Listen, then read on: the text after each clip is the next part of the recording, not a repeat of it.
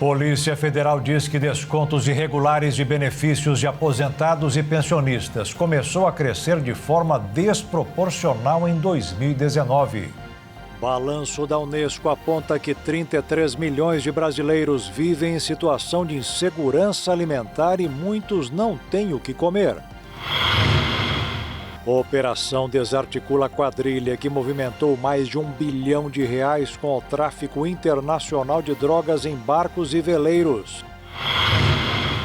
Fusão do PP com União Brasil cria uma superfederação partidária no Brasil. Presidente dos Estados Unidos, Donald Trump, completa 100 dias de governo, acompanhando a aprovação ao seu governo baixar entre os eleitores. Brasileiros formam um dos povos que mais se preocupam com os desequilíbrios do meio ambiente. Falta de exercícios está na lista dos motivos para as pessoas com mais de 80 anos de idade tropeçarem e caírem tanto. Quem esbanja energia são as baleias jubarte, que começam a chegar ao litoral de São Paulo. É agora no Jornal das 22.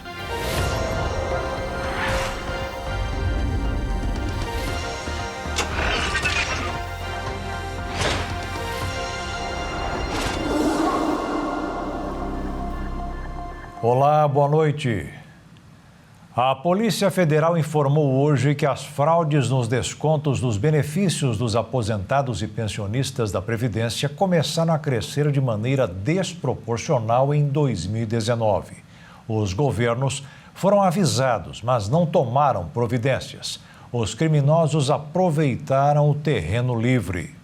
No primeiro semestre de 2024, mais de 742 mil aposentados e pensionistas do INSS registraram queixas por descontos associativos aplicados sem autorização prévia. Os dados são da Controladoria Geral da União, que apurou que em cerca de 709 mil desses casos, o equivalente a mais de 95% do total, os beneficiários afirmaram que não consentiram com os débitos realizados diretamente em seus benefícios. Esses descontos inseridos sem o devido consentimento estão no centro de uma investigação da Polícia Federal. A operação realizada na semana passada apura fraudes nos cadastros de beneficiários e aponta que os desvios podem ter movimentado mais de 6 bilhões de reais entre 2019 e 2024. A CGU informou que essas irregularidades foram comunicadas ao INSS em julho de 2024, mas mesmo diante das evidências, nenhuma medida concreta foi adotada. Ao todo, as associações envolvidas somam mais de 6 milhões de beneficiários com algum tipo de desconto em folha. Destas,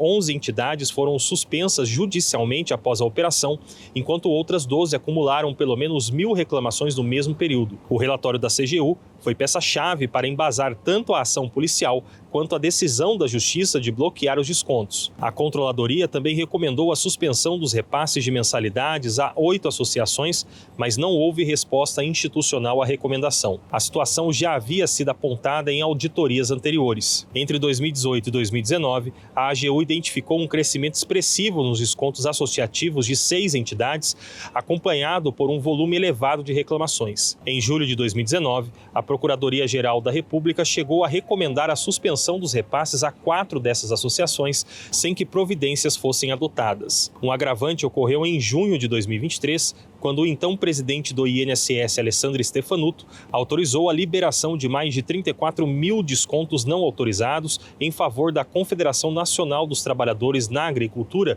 uma das principais investigadas. Essa decisão contrariou o parecer jurídico da Procuradoria do próprio INSS, que havia recomendado o bloqueio. Após recurso da entidade, pareceres internos foram reformulados para viabilizar a liberação no fim do mesmo ano. Mesmo após ter anunciado publicamente a suspensão dos descontos a partir de maio de 2024, Stefanuto manteve tratativas internas com a Dataprev visando retornar parte das cobranças antes da conclusão do sistema de biometria e assinatura eletrônica.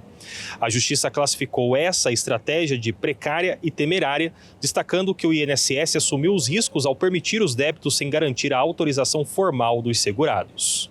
Entre janeiro de 2023 e maio de 2024, 3 bilhões de reais foram descontados de forma indevida. 9 das entidades investigadas não apresentaram qualquer documento que comprovasse a autorização e, entre as que fizeram, beneficiários seguiram negando o consentimento. A Justiça determinou o afastamento de Stefanuto e de outros dirigentes do INSS com o objetivo de preservar a integridade da administração pública, proteger os aposentados e aprofundar as investigações sobre possíveis pagamentos de propina por parte das entidades. Outro impacto significativo do esquema foi na fila de atendimentos do INSS. Segundo o relatório da Polícia Federal, os serviços relacionados à exclusão ou bloqueio de mensalidades associativas representaram mais de 16% de todos os requerimentos processados pelo setor de manutenção entre janeiro de 2023 e maio de 2024. Ao todo, foram 2 milhões de solicitações relacionadas a esses serviços. Cerca de 90% desses requerimentos vieram de beneficiários que negaram ter autorizado os descontos. A PF estima que a força de trabalho destinada a processar esses pedidos consumiu o equivalente a 49 mil dias de serviço. De acordo com os investigadores, essa sobrecarga contribuiu diretamente para o agravamento da já conhecida fila de espera do INSS, comprometendo a agilidade do sistema e dificultando o acesso a outros tipos de atendimento. Em meio a esse cenário, o governo federal editou no início de abril uma medida provisória que retoma o pagamento de bônus para peritos na tentativa de reduzir a fila, que voltou a crescer em 2024. O INSS suspendeu todos os acordos com as associações e sindicatos para o desconto de mensalidades direto dos benefícios dos aposentados e pensionistas. A norma da presidente interina do Instituto, Débora Aparecida Floriano, foi publicada no Diário Oficial da União. Todos os contratos serão examinados para correções e eventuais punições de quem prejudicou os beneficiários. A Polícia Federal desencadeou hoje uma operação para desarticular uma quadrilha internacional de tráfico de drogas. Com a ajuda de barcos e veleiros, o esquema movimentou mais de 1 bilhão e 200 milhões de reais antes de ser atacado. A Polícia Federal iniciou nesta segunda-feira a operação nomeada Narcovela. A ação tem como objetivo desarticular uma organização criminosa que já movimentou mais de 1,2 bilhão de reais com o tráfico internacional de drogas para continentes como África e Europa. Na operação foram realizados 4 mandados de prisão preventiva, 31 de prisão temporária e 62 mandados de busca e apreensão em 20 cidades espalhadas pelo Brasil. A Justiça Federal também determinou o bloqueio e apreensão de bens que, se somados, chegam no valor de até 1,3 bilhão de reais. Ao todo, foram mobilizados mais de 300 policiais federais e 50 policiais militares do estado de São Paulo. Também foram utilizados satélites, barcos e veleiros. A investigação teve início por conta de uma denúncia feita pela Agência de Repressão às Drogas dos Estados Unidos, a DEA, sobre uma apreensão de 3 toneladas de cocaína feita durante uma abordagem realizada pela Marinha Americana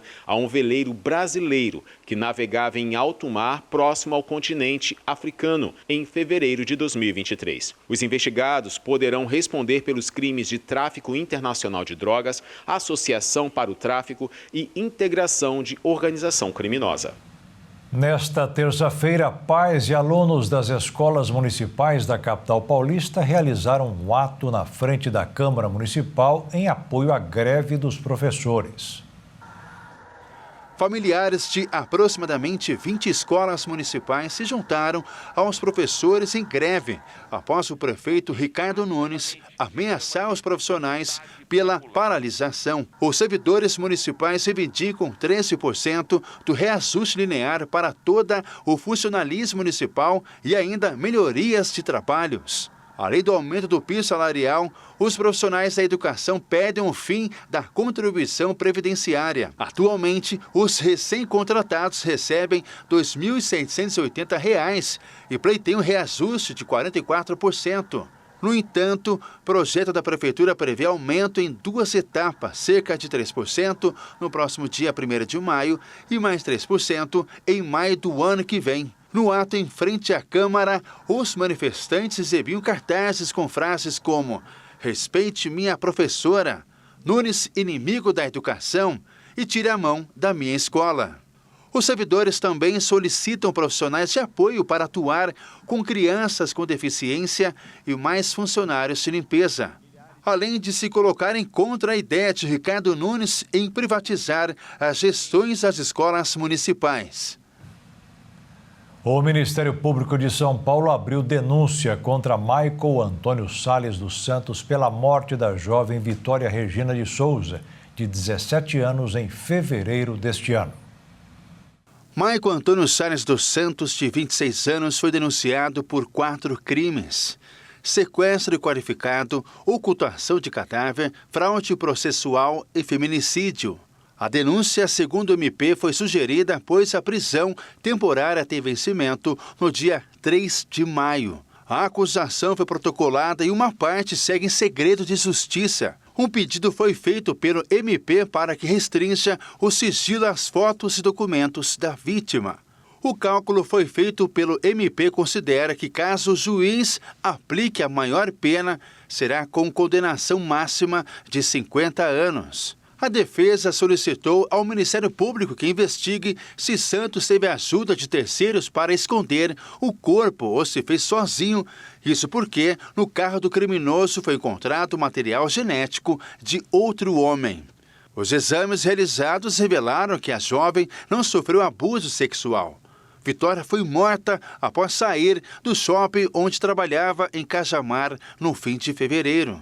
No dia, ela pegou um ônibus, mandou uma mensagem para uma amiga, na sequência subiu em outro ônibus e disse para a mesma amiga que estava com medo de estar sendo seguida.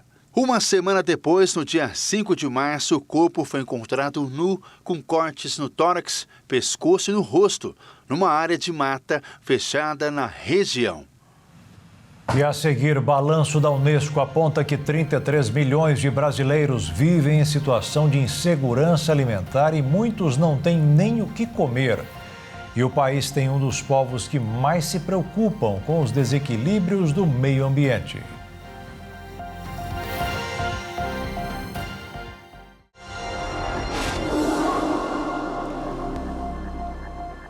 Em um país que ocupa vários postos de liderança na produção de alimentos, falta comida para muita gente. A explicação de vários economistas é o baixo poder de compra da população, obrigada a improvisar quando dá.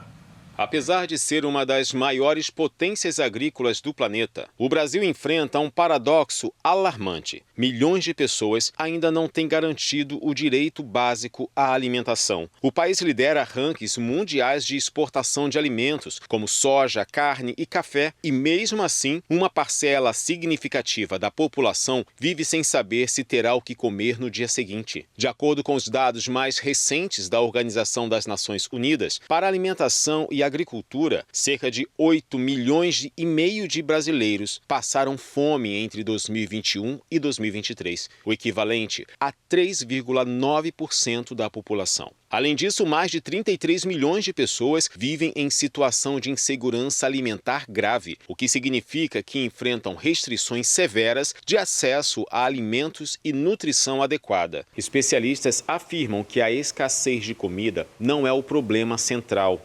O Brasil produz uma abundância, mas o poder de compra da população não acompanha o ritmo dos preços. Com o aumento dos custos dos alimentos nos últimos anos e a lenta recuperação da renda das famílias, especialmente das mais pobres, a mesa do brasileiro ficou mais vazia.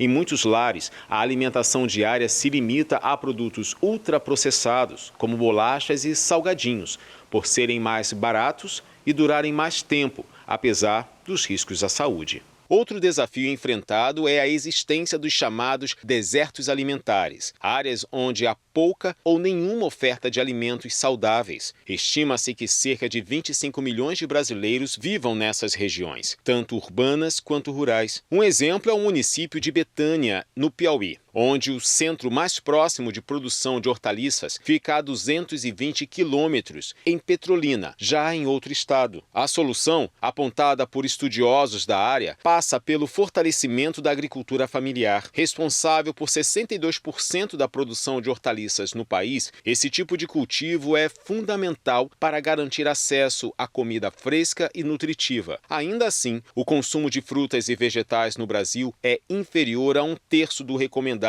pela Organização Mundial da Saúde. Para mudar esse cenário, não basta apenas aumentar a produção. É necessário investir em políticas públicas que promovam o acesso aos alimentos de uma forma mais eficiente.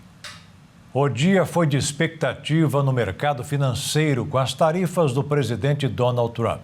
O que ele fez foi reduzir o que será cobrado nas importações de veículos. O alívio foi sentido pelos operadores que fecharam os negócios desta terça-feira em estabilidade. O dólar caiu mais 0,31% e passou a ser cotado em R$ 5,63. Na Bolsa de Valores de São Paulo, depois de tantas compras e vendas de ações, o pregão terminou praticamente igual a ontem, com 135 mil pontos. Um levantamento global do Instituto Ipsos mostra que uma das populações que mais se preocupam com a crise climática é a do Brasil.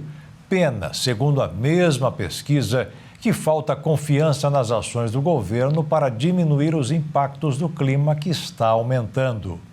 Na pesquisa, foram entrevistadas 1.000 pessoas acima de 18 anos em 31 dos países participantes, incluindo o Brasil, e 2.200 pessoas na Índia. Segundo a pesquisa, 76% dos brasileiros consideram que precisam exercer sua responsabilidade individual para lutar contra as mudanças climáticas.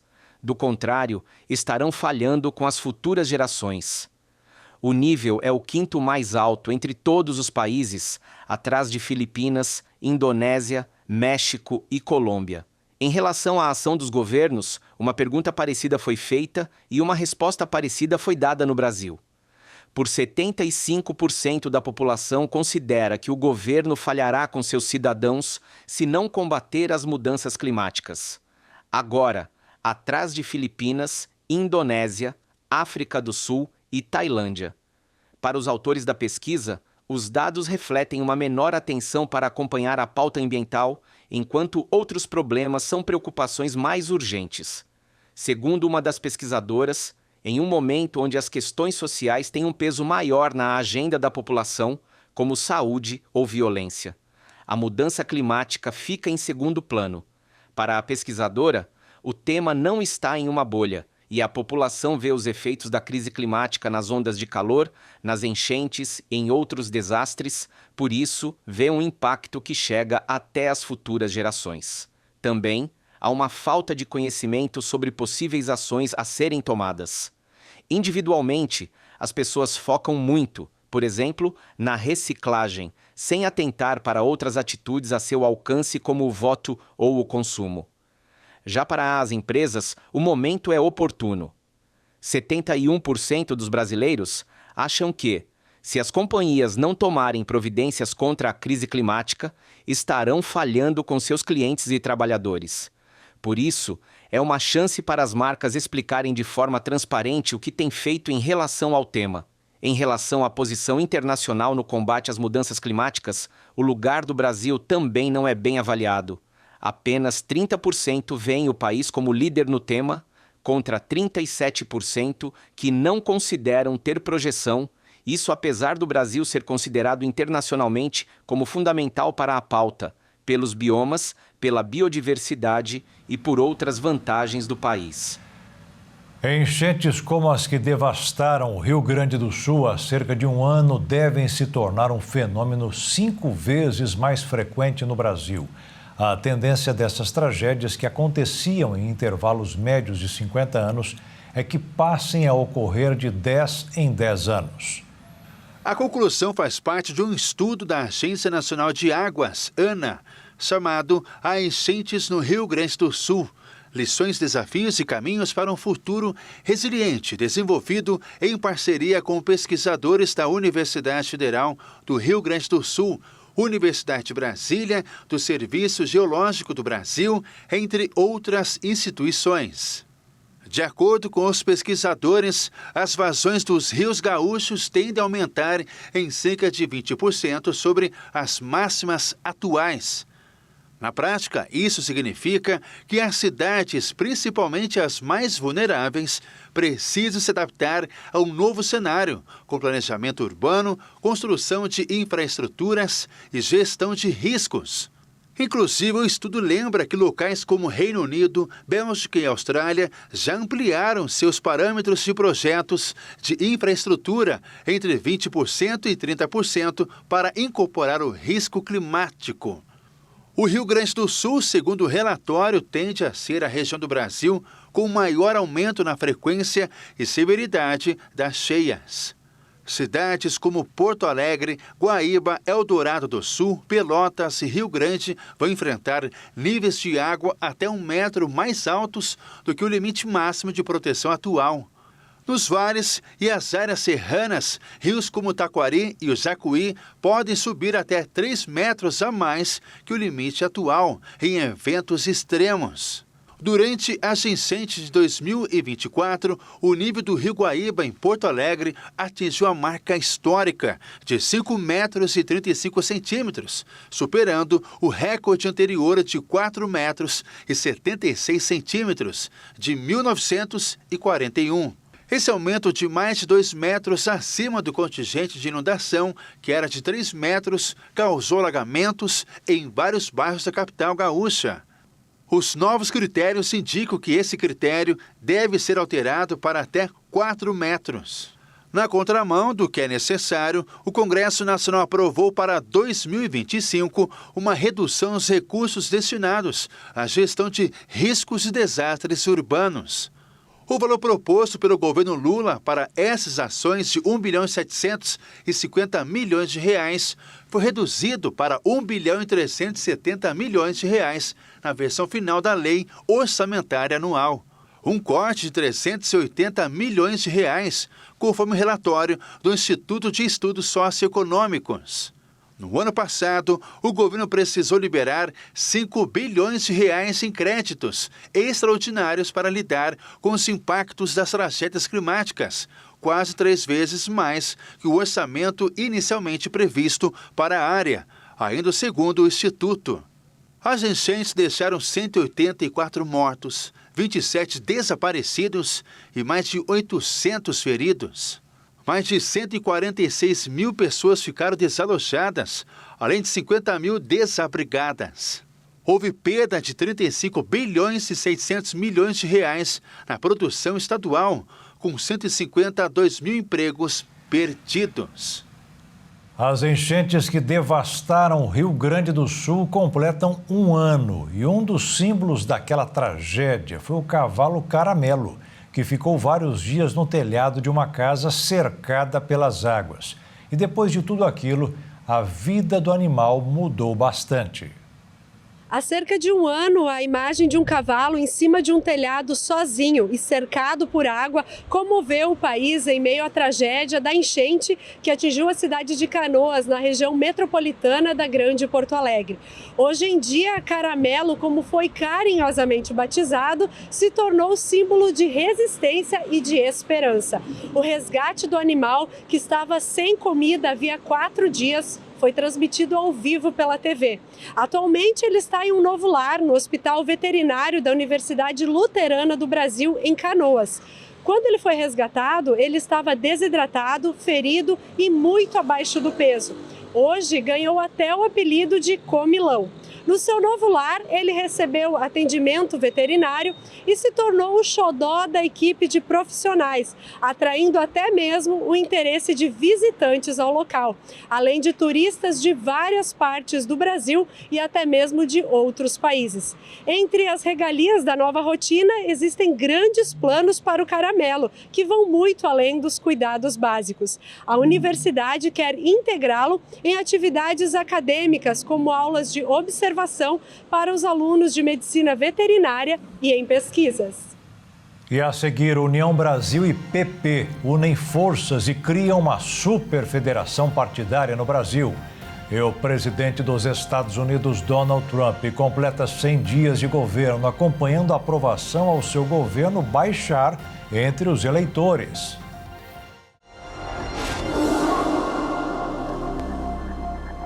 O União Brasil e o PP formalizaram hoje uma aliança que criou uma superfederação partidária. São dois partidos que fazem parte do atual governo, com o comando de 4 ministérios. Mas o foco desta união, que só pode ser mantida durante 4 anos, parece ser a eleição do ano que vem. União Brasil e progressistas confirmaram a formação de uma federação partidária após meses de tratativas.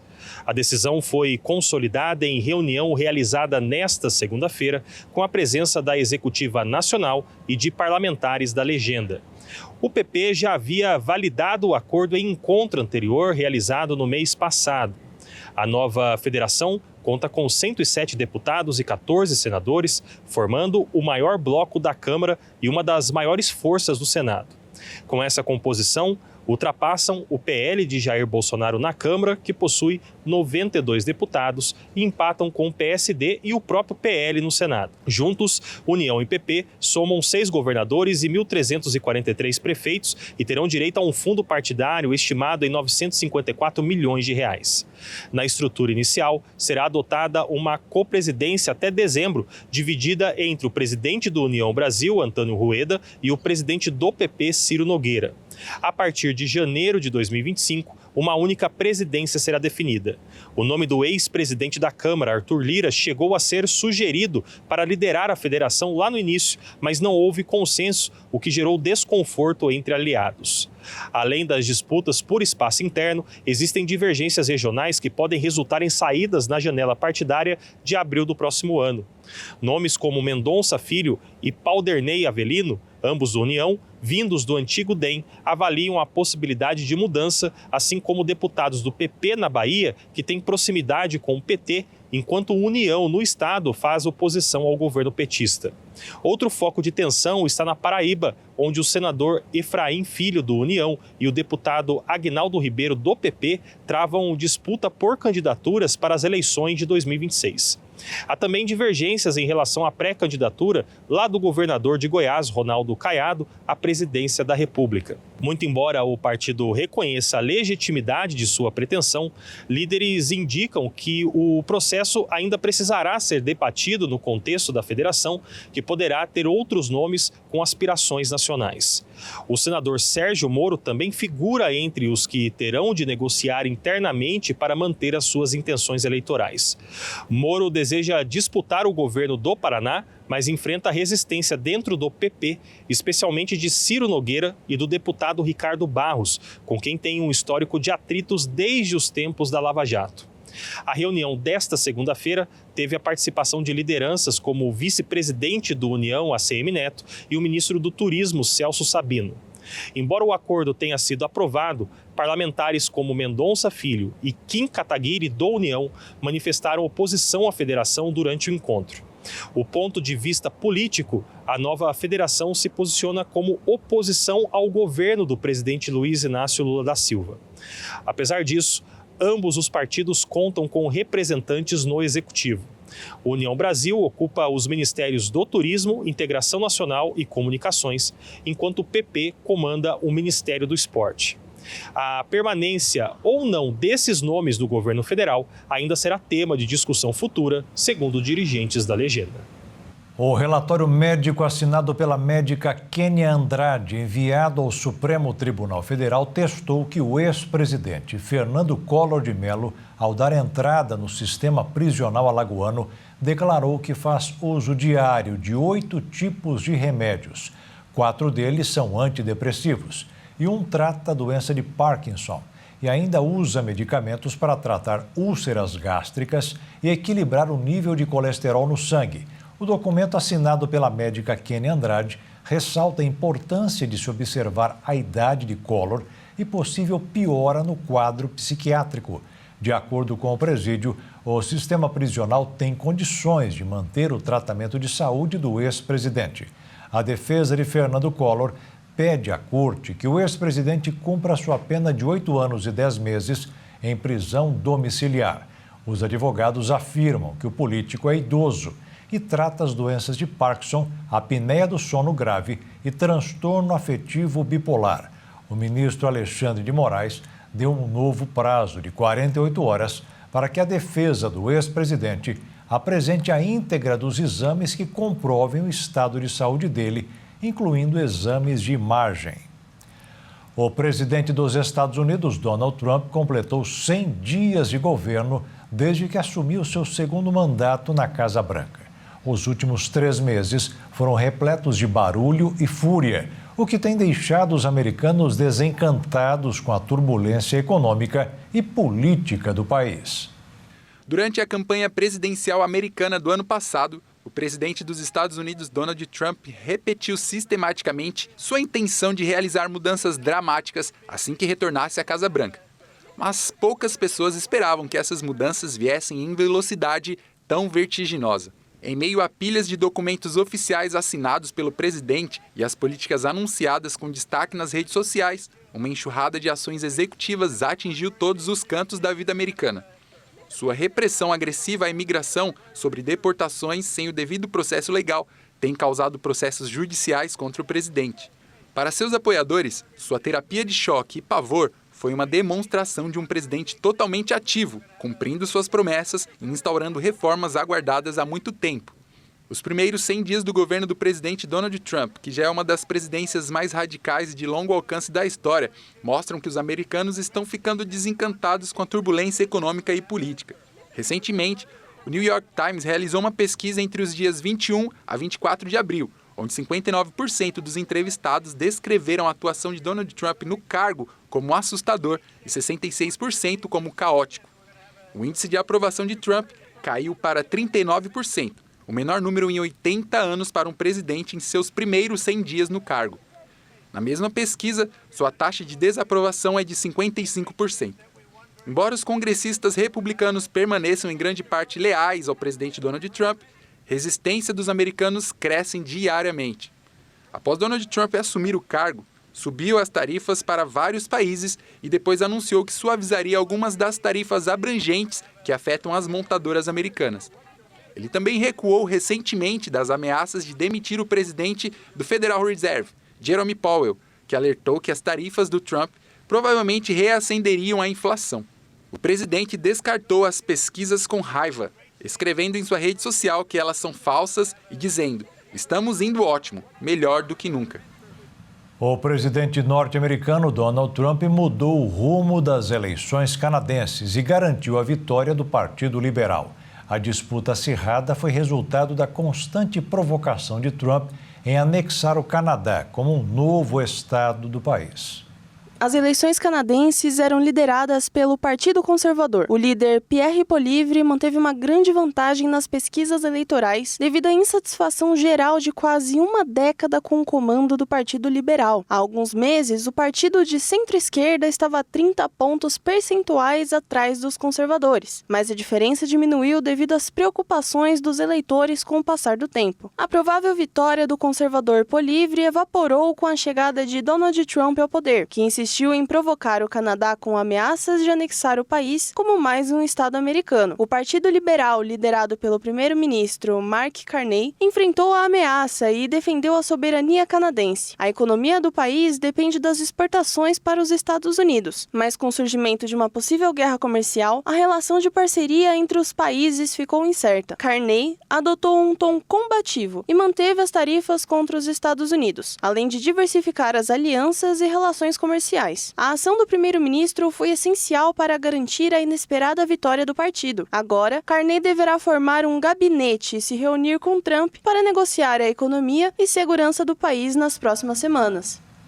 Após o apagão de ontem, que paralisou tudo em Portugal, Espanha e parte da França, o abastecimento de energia na Península Ibérica voltou à normalidade nesta terça-feira. As autoridades afirmaram que foi descartada a possibilidade de um ataque cibernético.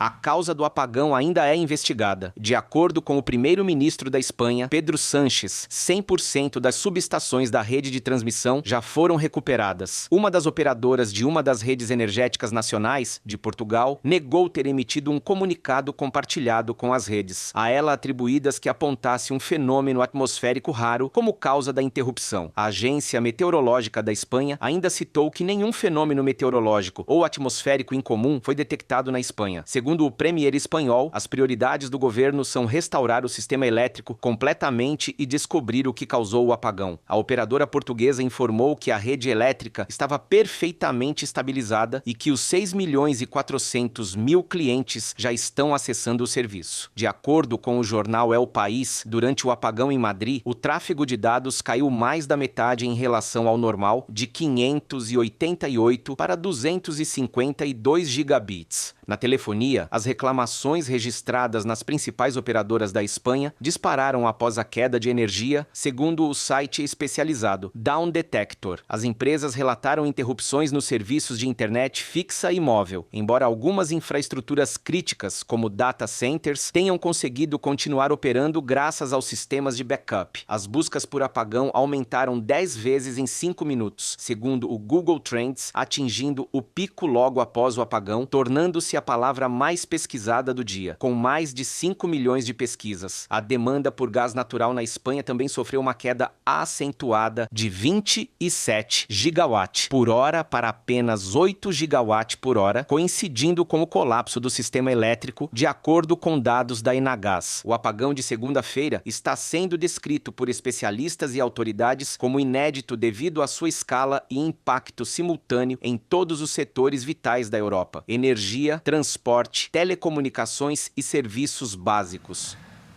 Mais de 70 mil migrantes morreram ou ficaram feridos no ano passado no mundo inteiro. Foi o maior número já registrado pela Agência da ONU para as Migrações.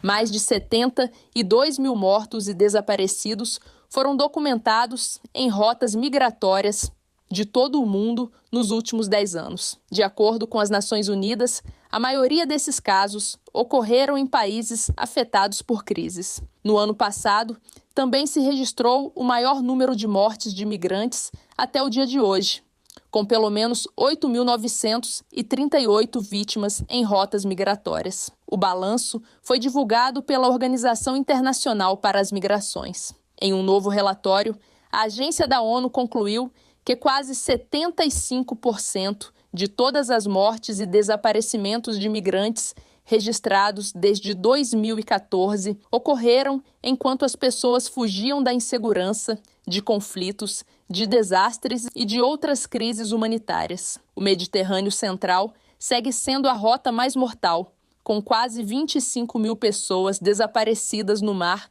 durante a última década.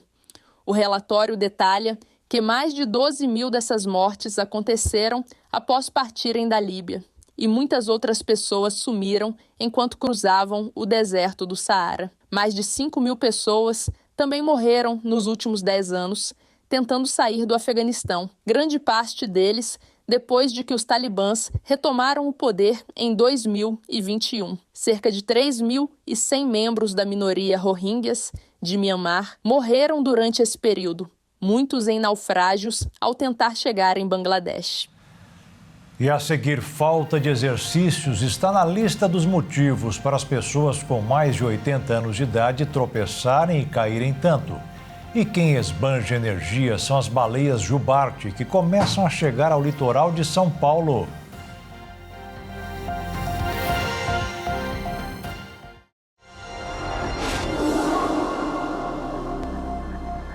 Um estudo apontou que todos os anos, 40% dos idosos na faixa dos 80 anos sofrem quedas e se machucam. A principal causa é a falta de exercícios. Conforme a idade avança, acontecem diversas mudanças físicas e psicológicas que podem aumentar o risco de acidentes domésticos. Segundo dados do Instituto Nacional de Traumatologia e Ortopedia, cerca de 40% dos idosos na faixa dos 80 anos sofrem quedas todos os anos. E para os que moram em instituições de longa permanência e casas de repouso, é ainda maior, chega a 50%. Ainda que esses episódios sejam comuns ao longo do envelhecimento, eles podem trazer consequências para a saúde dos idosos. De acordo com especialistas, a atividade física é terapêutica e essencial. Dados apontam que, depois dos 30 anos, a massa muscular cai de 3 a 8% a cada década de vida. Essa perda de músculo é uma das causas principais da perda de funcionabilidade de idosos e aumenta o risco de quedas e vulnerabilidade a qualquer tipo de dano. A falta de exercícios físicos podem afetar até mesmo na recuperação depois de fraturas, como a de quadril e de fêmur, que são as mais comuns. Para esses casos, apenas metade dos idosos fraturados conseguem voltar para suas atividades anteriores sem a necessidade de andadores ou de cadeiras de rodas depois da cirurgia. Por esse motivo, para prevenir lesões e quedas, especialistas apontam que o exercício físico, com pelo menos 150 minutos de atividade moderada a intensa por semana, de acordo com as condições individuais do idoso, é um dos pilares dessa mudança de estilo de vida que promove atividades mais saudáveis para um envelhecimento ativo e com mais qualidade de vida. A Sociedade Brasileira de Diabetes atualizou as diretrizes para o rastreamento e diagnóstico do diabetes tipo 2 no Brasil. O documento reduziu a idade recomendada e ampliou o público-alvo da triagem para crianças e adolescentes.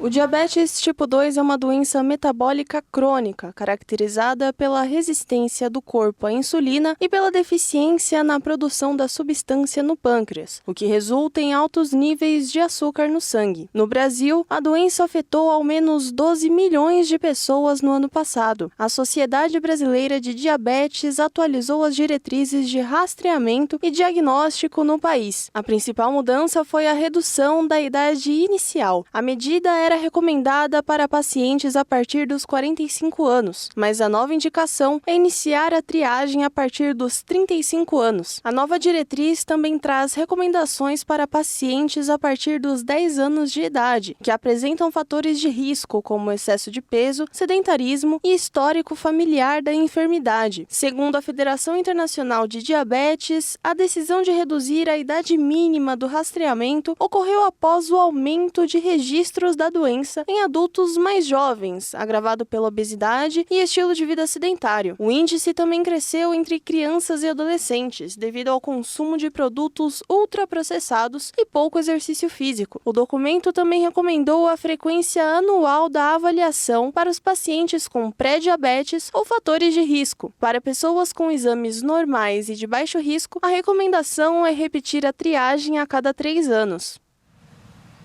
Uma embalagem inteligente para o transporte de órgãos é desenvolvida por cientistas brasileiros.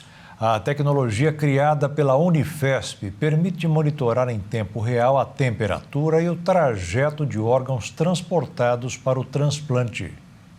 O produto é equipado com um sistema de monitoramento em tempo real via internet, que permite rastrear o órgão e detectar qualquer queda ou alteração de temperatura durante o transporte. A embalagem, além disso, possui uma autonomia de até 6 horas de conexão de backup para garantir a continuidade do processo em situações adversas. Ainda hoje, muitos órgãos para transplante são transportados em embalagens que usam o gelo para manter refrigeração, sem controle preciso da temperatura. Pensando nisso, pesquisadores da Universidade Federal de São Paulo desenvolveram uma embalagem inteligente que promete mudar esse cenário. De acordo com a professora Martira de Aguiar Rosa, existe uma perda estimada de 5% dos órgãos que são transportados a uma longa distância. Recentemente foi concluída a etapa de validação pré-clínica da nova embalagem por meio de um estudo de caso-controle. Nessa fase foi feita uma comparação entre o modelo atualmente utilizado no Brasil e a proposta desenvolvida pelos pesquisadores.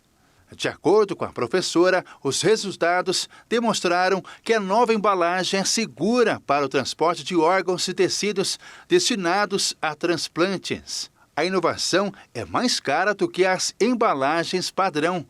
A estimativa é de que chega ao mercado por um valor entre 10 mil e 15 mil reais.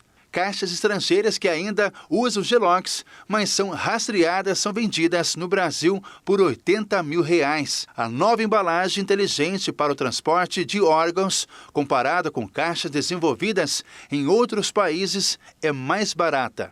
Os testes termodinâmicos e de estrutura para garantir o funcionamento da caixa em temperaturas adversas e a manutenção da integridade dos órgãos em caso de queda já foi finalizada. Outros testes serão realizados na Faculdade de Medicina da USP, com a perspectiva de que o produto esteja disponível no mercado no início de 2026. Discos de vinil, miniaturas de carros, bonecos e até biscoitos. Colecionadores tiveram um bom motivo para ir a um shopping center em Campo Grande. A pergunta gera curiosidade. Seu Gilberto, a plaquinha aqui vem trazendo uma pergunta. O que é isso e o que é isso? Realmente. Isso aqui é uma calculadora antiga, bem antiga, de 1893. Lá dos primórdios. E com a evolução foram desenvolvendo e hoje em dia é o nosso celular. Essa é apenas uma das inúmeras raridades que podemos encontrar em uma feira de antiguidades e colecionismo, como a que reuniu apaixonados em um shopping em Campo Grande. Aqui, o visitante tem a oportunidade de conhecer um ambiente que vai além de peças retrôs. Encontrar história, encontra cultura. Então hoje a gente tem aqui um combo, que é o Bosque Retrô. Nós trouxemos o universo geek, antiguidades, colecionismo, brechós e exposição de carros antigos. E nesse universo todo tem a numismática. Você sabe o que é isso? É a ciência que estuda cédulas, moedas e medalhas. E você acha que tamanho é documento? Nesse universo não é. Aqui eu tenho em minhas mãos duas raridades. Uma custa em torno de 7 mil reais e a outra 9 mil reais. A gente vai falar com o Paulo, que é o colecionador que entende desse assunto. Paulo, por que esse valor todo? Uma que a moeda é de ouro e uma que a cunhagem dela é muito baixa. Então uma moeda que saiu mais ou menos 10 mil unidades é uma moeda bem procurada entre os colecionadores e acaba tendo um valor mais elevado. Essas duas peças que eu tenho aqui em mãos, o que trazem? Elas trazem a história monetária do país. Então a gente estudando essas moedas, a gente aprendendo sobre elas, a gente conhece por onde a gente já passou. A gente já passou pela colônia portuguesa, a gente já passou pelo Império Português, então a gente aprende muitas coisas colecionando moedas. É super legal. Entre um espaço e outro, tem de tudo um pouco, como os bonecos do estilo geek, os clássicos discos de vinil, equipamentos de audiovisual antigos, até biscoitos decorados com o tema. E olha só quem encontramos em meio às miniaturas de veículos. O boneco do Silvio Santos. Essa miniatura do Silvio Santos, a gente conseguiu com um colega nosso que é colecionador, além de miniaturas, de personalidades, né? É um amigo nosso de São Paulo. E ele disse assim, Mariana, é porque eu fui num programa e eu consegui.